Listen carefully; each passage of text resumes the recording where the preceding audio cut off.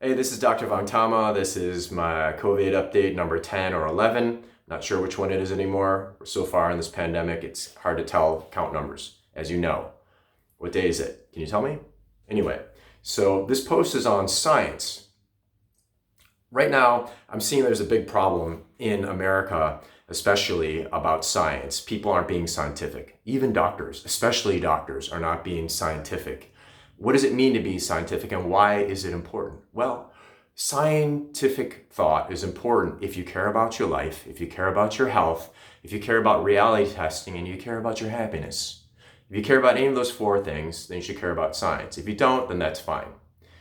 It's okay, you don't have to watch this video. So point number one, the issue I have right now is about experts. Okay, let's clear something up. If someone tells you that you don't know what you're talking about, it doesn't mean that you're stupid, okay? They may be tactless to tell you that, but the point is there's a difference between intelligence and training. You can be intelligent and not have any training. It doesn't mean that you're not smart. It just means you're not trained.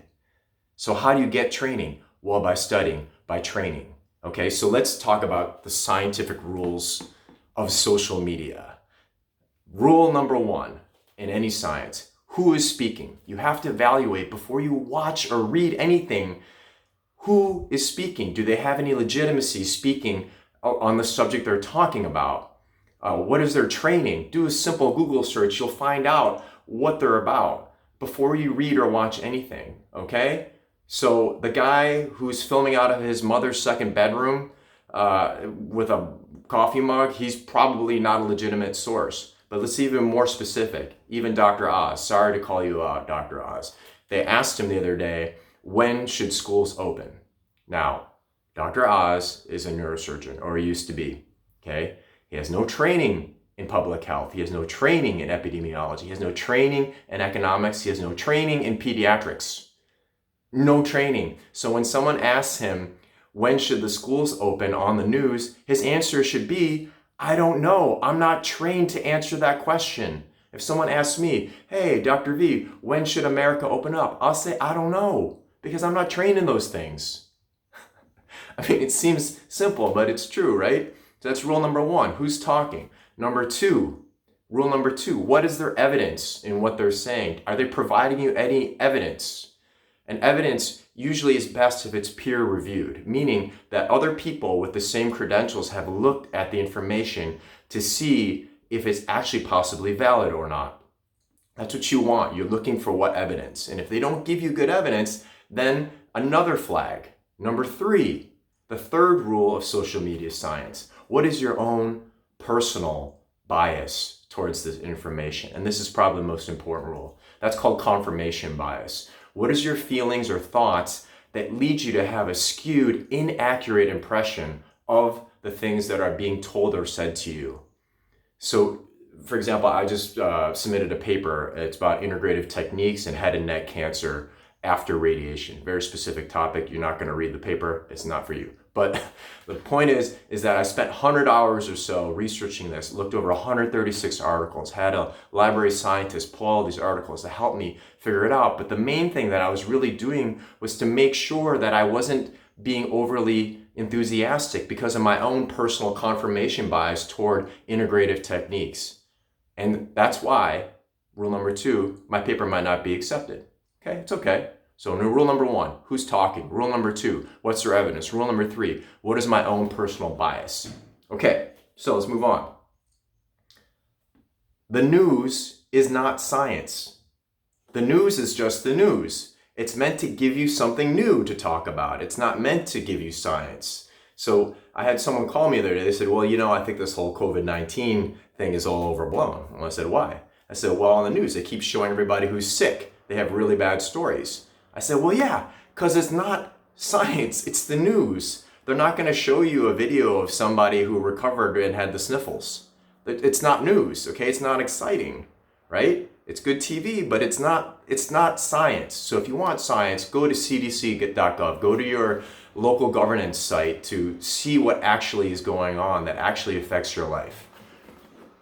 Number four, this is a thing I would like people to try on social media. I don't know if you're going to do it, but if you're going to have an opinion about something and post a link, in the first comment, post a link that is opposing your original viewpoint.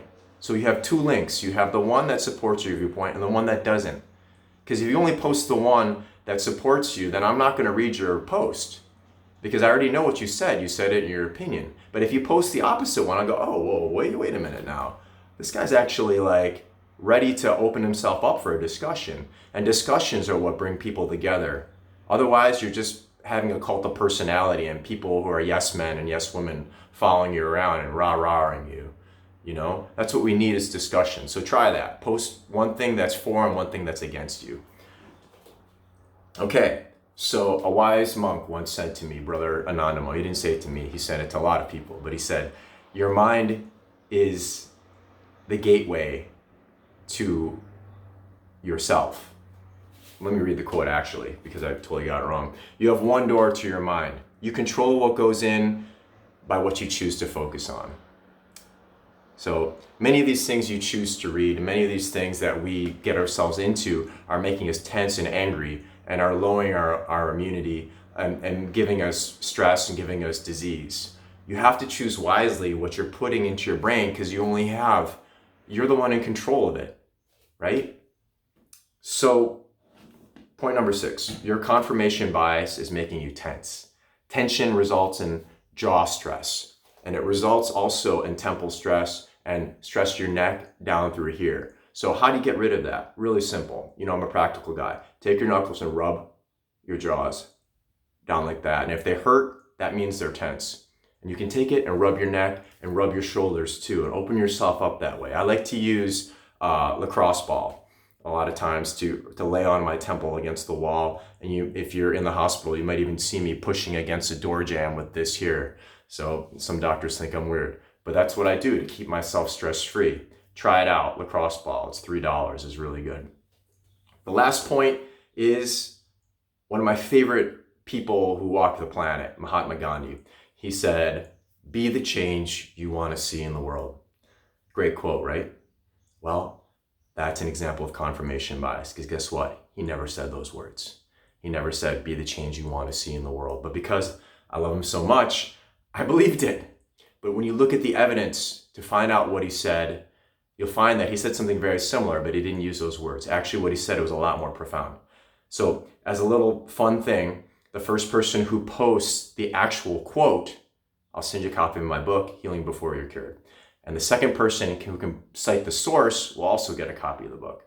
So that's the COVID update for today. Hope everybody's being healthy, being safe, and I'll see you outside sometime soon, hopefully.